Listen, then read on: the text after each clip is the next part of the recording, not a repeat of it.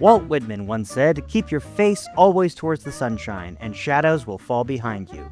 This is the Producers Lounge podcast, the best podcast online for tips and tricks on producing great film, television, and web content. Welcome back for Season 2, Episode 17, hosted and produced by GreaterAndGrander.com. On this week's episode, we're chatting with Melissa Friedman, who has produced various TV shows including The Bay and Smiley. We discuss the importance of having a good attitude when you're first starting out, dealing with insecurities in the entertainment industry, and the one reality show that almost killed her. Melissa began her career in the reality TV space in New York before moving out to Los Angeles, and also previously served as Vice President and Chair of the Producers Guild AP Council. Here now is my conversation with Melissa Friedman. I was really flattered that you asked me to do this. Absolutely. I mean, you were the vice president and chair of the AP Council. Not anymore. Not anymore, but you were? Yeah. You had a esteemed position of leadership. Yeah, okay. Whatever you say. But no, thank you for being on. I appreciate it. Yeah, you're welcome. Yeah, so how have you been? What have you been working on? Well, I was off work for a little bit, and now I just started a small project, a digital project with a company called Firestarter Studios. And it's just digital projects. It's nothing, but it's a women-owned business, and they're both women that were in the PGA members, and how I met some of my friends. So we just started, like literally this week. Yes. I saw that. For some reason, I thought it was your production company, actually. No, you'd think so with red hair, but no, it's theirs. And I think owning a production company is like, it's very expensive, and Yes. it's, I always thought that I'd want to have my own production company, but I don't know. We'll see. I mean, the future, you never know. Hi. So they have Diet Coke and Pepsi here? That's very strange. Oh, heresy. I mean, serious. There's a part of me that kind of wants to try, like, the pancakes. Maybe I'll do the small pancakes.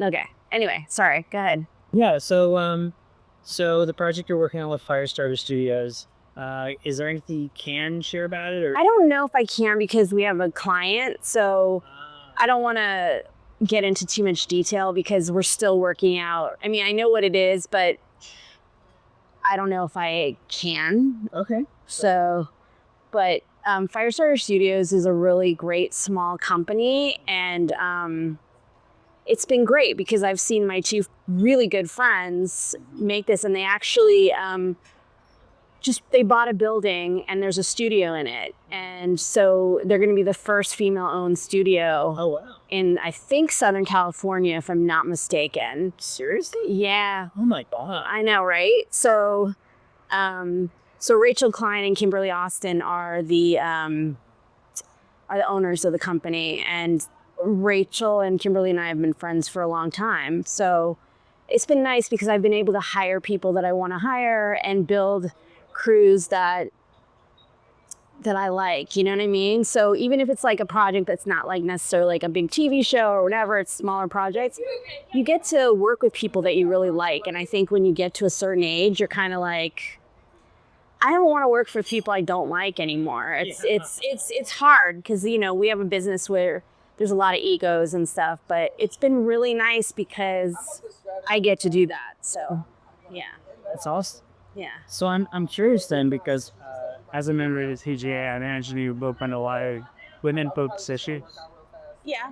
How do you think the town is doing right now in terms of women representation, women in rooms, women in ownership position? I think we still have a long way to go, but I think things are they've gotten better, obviously. They're not like as bad as they used to be. I think that the problem is that a lot of times people go to the extreme, right? It really should be about hire the best people, but you know, the best people can be it could be gender, it could be race, it could be orientation. And I think the thing that I've really I see is that, and I know everybody has their own perspective. And the more perspectives you have, I mean, I think you also want people's perspectives as different perspectives, because I think the more different perspective you have, the richer the story it could be. Right, right. You know what I mean? I agree. Yeah. Yeah, and I think there's this thing in this town, like, where people were like, well, nobody's gonna watch that, or, you know, nobody's gonna watch women.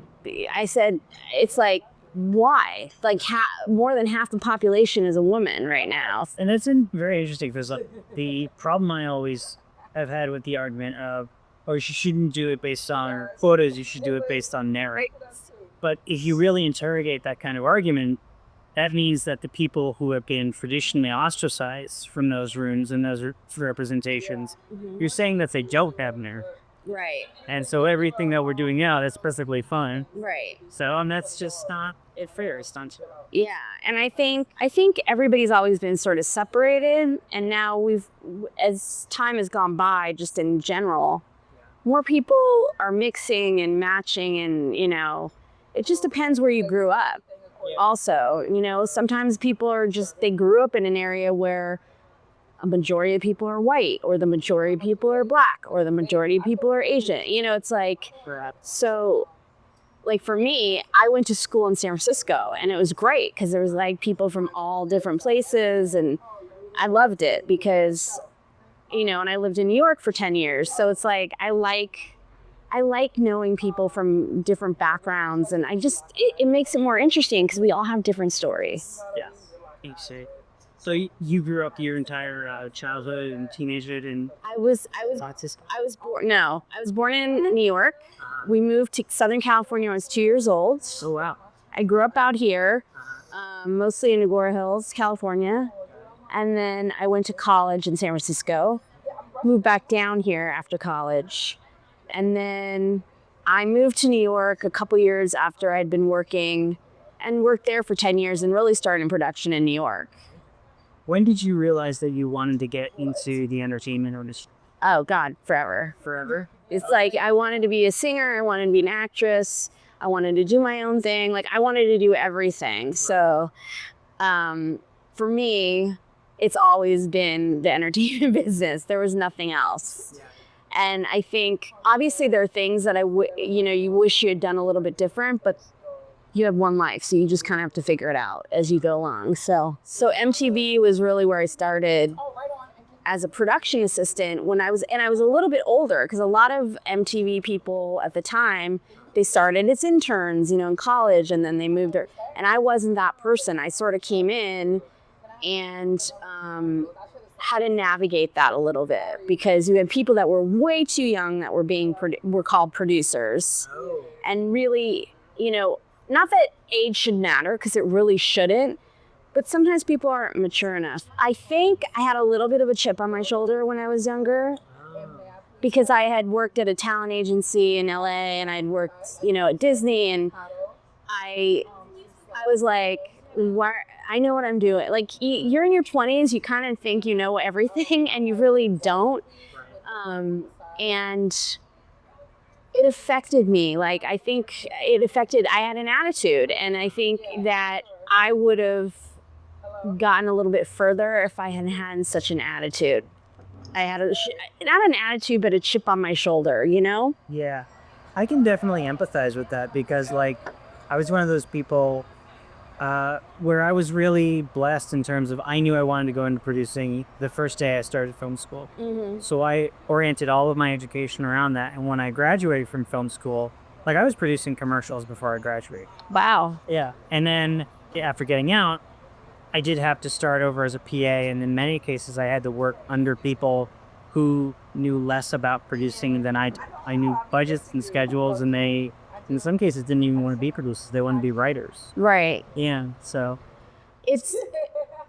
I was a music and theater major in college, so I was really stubborn when I was younger. So I was like, I'm going to be a music major, and this is what's going to happen, and I'm going to get theater. Where there was a time during my college day, I was talking to an advisor, and she's like, you know, we have this new thing that's an inter arts major. So you can do music, television, theater. And I was like, that's what I should have done. Right. Because it made more sense for me. Yeah. The way my trajectory is, and how much I love everything. And I love I love theater, I love television, I love music. You know, it's sort of like, But I think because I was like, this is what I said I was going to do, and I'm going to do it. Right. So yeah, I mean, I was stubborn, and I also was like, I'm going to be a film and TV producer. Like when, I didn't want to wait tables. That was the thing. I did not want to wait tables. I wanted to get in the business, and I had this thing about auditions that made me very nervous. I was very insecure about me as a performer. Right. And I was like, I'll put myself in films. I put myself in television shows. What I did realize is that I've always loved television. I love film, but I really love television. It's something I grew up with. I mean, we've all grown up with it. And I think once I kind of, got away and figured out what I loved, I also, it wasn't like I had parents, but what I've learned, and I try to tell people that are younger, is that just do the work. Yeah. You don't have to kiss anybody's butt, but you just be nice, polite, and work. Like, don't sit there on your phone. Like, always ask people what they need. I've learned how to what I like from PA or production coordinator or whatever. And if I can help somebody be better than I was, and I think that's part of life, is you want to mentor people or help people in a way to not make the mistakes that you made in the past. Right. So I'm going to ask a potentially sensitive question. okay. I know you're, early MTV VH1 days, working your way in New York over those 10 years up to. I got to story producer, post producer. Yeah. Okay. What were some of the biggest mistakes you did in that kind of early phase, those first 10 years? I said everything that was on my mind really quickly. I didn't think about the things that came out of my mouth sometimes. Not that I was mean. I've never been a mean person. Right. But I think sometimes the way I would come across not nice. And it wasn't that I was trying to be mean. It was, sometimes people are very matter of fact. Yeah. And they don't realize how they sound to other people. And I did not realize how I sounded to other people. Because I've never had a malicious intent to anybody, or it was me just trying to get things done. And I also, wow, that was quick. Thank you. Sarah, enjoyed us. Thank you. That's okay.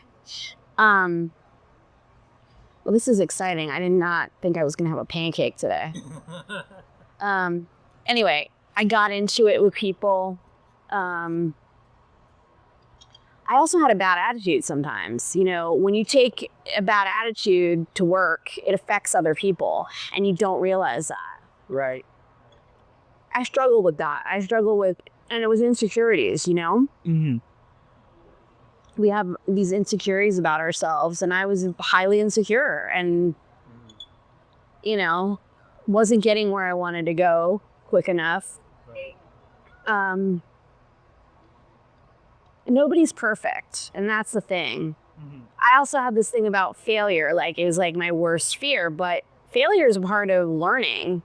And that's something I've really learned even in the last couple of years. Like, you have to fail in order to succeed. Absolutely. I think that was something that hindered me for sure. Yeah. You're totally right. And I think I had a similar issue kind of coming up, because a lot of the times I didn't do the ideas, not even the small ideas, that I thought would turn out really well, because I was worried about putting it out under my name, and how would that reflect upon me if I put out something that was less than perfect. And that's a big problem for me. Yeah. What I wound up doing, and I'll keep talking so you can eat pancakes. Okay. But what I eventually stumbled upon was this kind of way of, because I got my project management certification a few years. Right. And there's this thing. I remember we talked about that. Yeah. But what I found was there's this thing called Scrum Edge, which is basically, rather than trying to make a very large thing, you make a very small thing, right, and then improve upon it every month. And rather than making something that's supposed to be perfect, you just finish something at the end of the month that's usable. Right. And I've been trying to use that methodology for my own smaller projects lately, and I think it's really been turning out really well. So, Okay. yeah. Yeah, I think it's I think attitude, having a really good attitude, because the thing is that everybody has issues, problems, and I think when you bring it on set or in the edit or the production office, it will affect everybody around you. Right. Some people are better at masking than others. I am not one of those people. Right. I mean, I've gotten better as I've gotten older, but especially if you're a producer, you have to set the tone.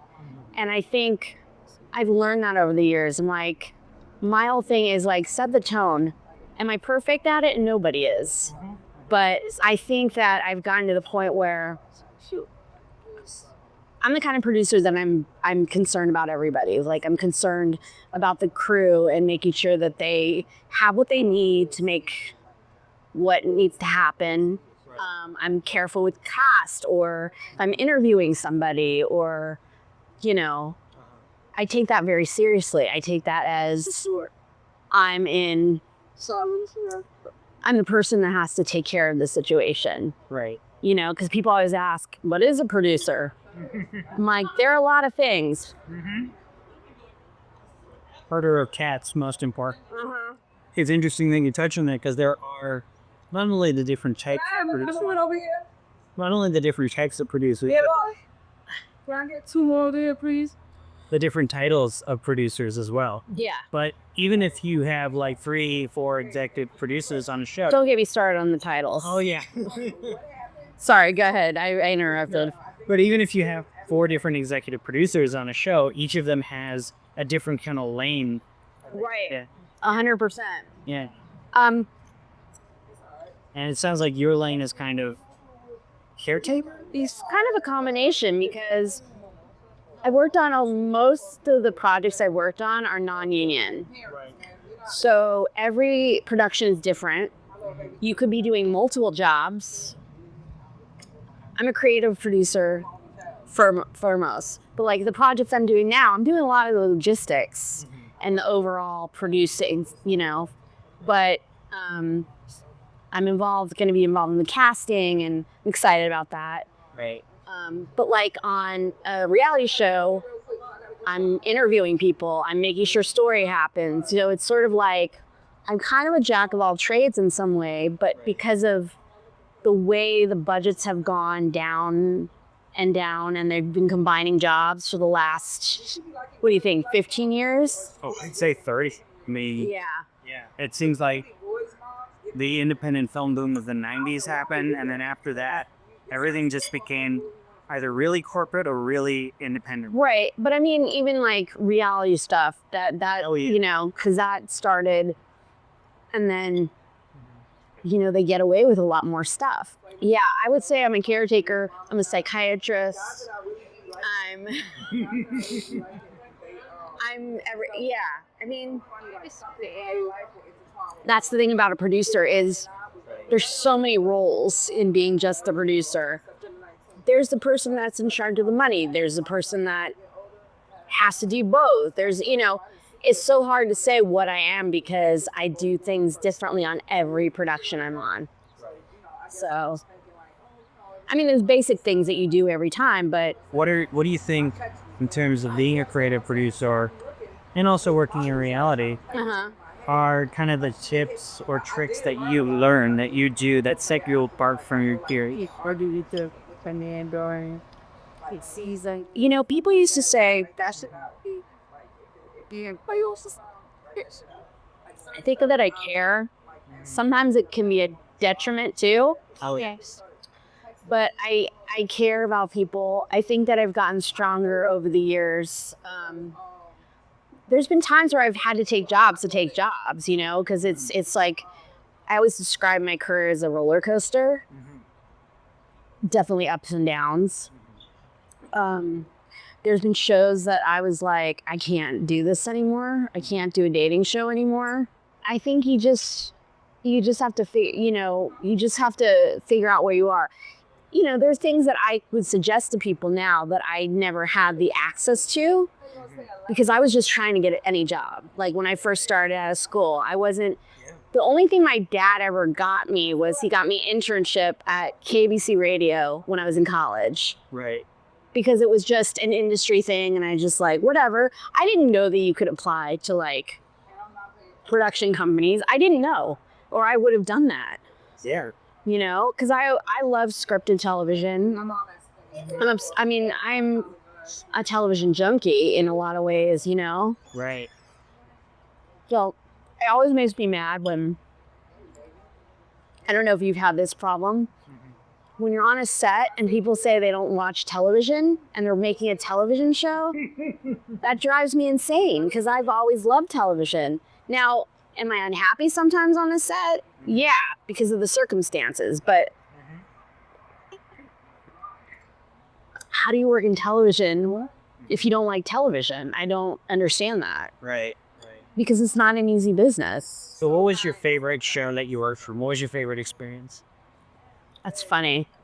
I've been asked that question before. It's hard because I don't have a favorite show. I have favorite moments. Does that make sense? It does. Because your day 1 is usually great and your day 17 usually. I'm proud of certain shows. I'm proud of moments. There's interviews that I've done that have been really, really good that weren't aired, which makes me angry. But because, I'm not going to say which show it is, but there's an executive, the producer or whatever, he always had to make the shows very like cookie cutter, and it wasn't a cookie cutter situation. So, Right. and he would like rehab the subjects, redo everything. Oh, gee. Like he'd write these scripts that they have to read where I assume that was reality. And Yeah. Oh, okay. yeah I saved somebody's life because I made him go to the hospital. Oh my God. Shit like that. I worked on a show called 600-Pound Life, which a lot of people know about. And it's very sensitive. You have to deal with these people. Right. And one of the people that I really loved, she wasn't feeling well, and she had the surgery. And I said, "You need to go to the doctor." The doctor was 3 hours away from where she actually lived. Oh, wow. Now she had a young son, Right. and she needed a babysitter. Now she had all this family that said they would help, but then they wouldn't help when she actually needed it. Right. So I said, we need to go to the hospital like now. And the doctor told me when we got her to go the following day that if she had waited another day, she might not have made it. Oh my God. Yeah. So I'm really good in a crisis. Like that's the thing that I've learned, that I'm super great in a crisis. I've had a few weird stuff. I've had some things happen that I'm like, oh, this should happen to me. Right. I met Duran Duran when I worked on a show at VH1, and that was like my childhood, like some break. Yeah, it's just like moments. There are moments. I love being on set, but I feel like I haven't worked on the ultimate thing.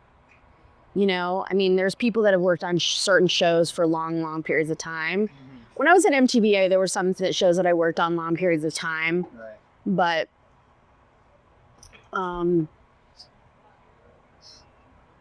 there's just moments like that. It's hard to like pick out all of them. Like I put together a show that I worked on. They'd given me this project to host like it was a dating seminar thing. Right. And they ended up using it for 3 episodes, and it was supposed to be 1. So I'm sort of like, there are things that I've been proud of that have happened. I'm going to stop asking you questions, say from your kind goes. Oh, it's okay. Yeah. What are you doing right now besides this? Directing. Like I'm still open to producing. I'm still developing some stuff. But I'm definitely like, I have an eye on directing, and I'd like to move in that direction. That's awesome. No pun intended. Ah. Yeah. That's awesome. Yeah. And then on top of that, I've been doing more art stuff. And my strategy has been applying to really small art things. And so I wound up getting like a couple of awards for my visual art. Yeah. So, Yeah. yeah.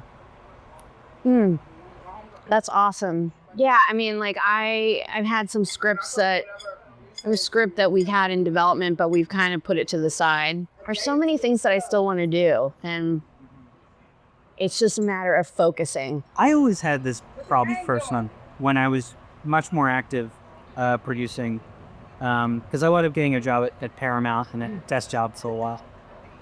But how do you balance the development side while you're still trying to produce, working 12-hour days, 6-day weeks, and also looking for work for when that gig wraps, you know? It's funny that you say that. Yeah. Because I think that's one of the hardest things to do.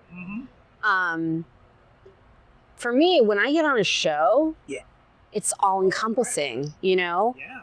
What I try to tell people, I'm like, it's like you go from 0 to 60, actually 0 to 125. Yeah. To be honest with you. But it's hard. Like one of my things is time. I'm working on is time balance, just balancing my time better, you know? And I'm not as good at getting I have to have a little bit of focus when I'm developing stuff. I haven't been as good at it as I should be. Because, you know, you're trying to find the next job, or, you know, you're working, or, you know. Now, as far as getting the next job, you know, the pandemic happened. Yeah. Like, here's the thing. 2019 was my worst year in the business. I barely worked. So going into 2020, I was like, 2020, it's going to be great. Now, the funny thing is, I worked more 2020 and 2021 than I did on 2019.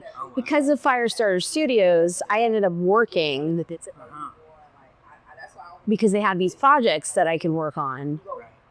I worked on another project last year besides working for Firestarter on a gig that was like a fashion show type of thing that turned out to be much bigger than it was supposed to be, but I got to work with a producer I really, really liked. Nice. And when stuff like that happens, you're kind of like, you know, this is great, you know? There was a point in my life where I went from the youngest to the oldest, and like, it was weird. It was like, it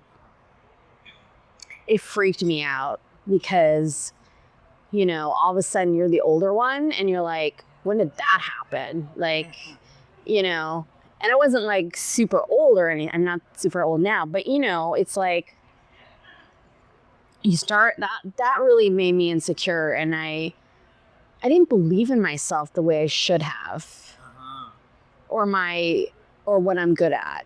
And that affects you too as a producer or trying to get jobs or being on set. I think it's, you know, you have to walk in like you know what you're doing, and you have to constantly like tell yourself, you know what you're doing. Yeah. So stop. This business can really beat you. Yeah. So, yeah. Yeah. And resilience is kind of the name of the game. Yeah. I think, you know, it's funny, like people think it's like so glamorous or whatever, and you know, now there's all these kids that are like, oh, I'm going to be an influencer, and it doesn't work like that. It's like, it's really, if you really want to be in this business, great. If this is like a part-time fantasy and there's something else you want to do, go do something else. Yeah. And you're actually echoing something Martin Scorsese said. Like, if you could see yourself doing something else, don't do it. Yeah. You're just so intense. Yeah, exactly.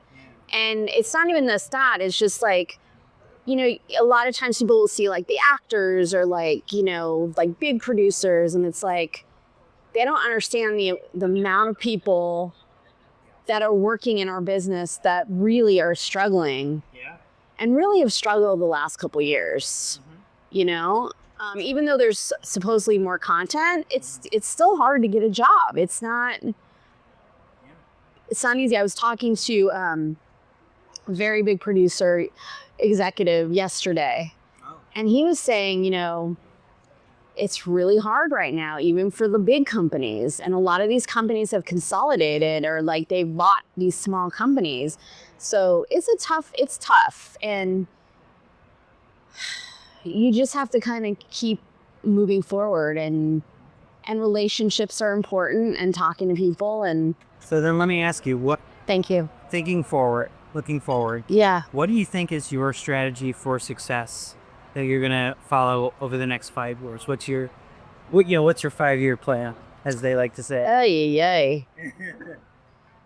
Well, I have like another side business that I'm doing just to make money, which I'm not going to get into, but it's not illegal.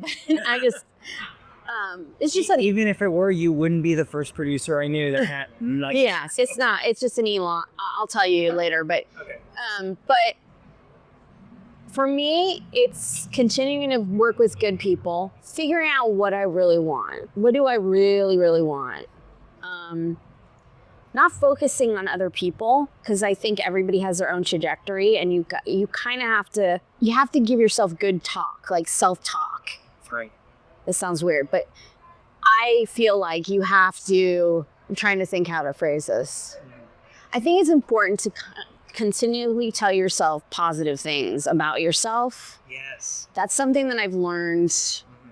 It's still very difficult for me because I have the negativity that crawls in, and you have to like figure out how to push that. So I'm working on that, working on time management. Right. I'm working on not trying to do too much at one time. Because when I was younger, I was like, I'm going to do this and this and this and this. And it can be overwhelming. And I remember I was at like a mentorship panel kind of thing. And the guy said, don't just focus on one thing. Right. And I'm like, it's not that easy for me. I don't, it's weird. I have a 5-year plan, but it's really, I want to be in a situation where I'm comfortable. Right. And I know that there are certain reality shows I won't do anymore because they literally almost killed me. Oh my God. Physically, the last one, a big one I did, like for a long period of time. I left that. I was out of town for the whole thing. And I remember coming home, and I've never been so depleted of energy in my entire life. Wow. And it took me a good week or two to really like kind of, and I had gotten sick twice, and yeah, it's just, do I want to do that to myself? People are always like, oh, I love that show, or I love that show. There's a lot that goes on behind the scenes. But yeah, I think it's really about working with great people.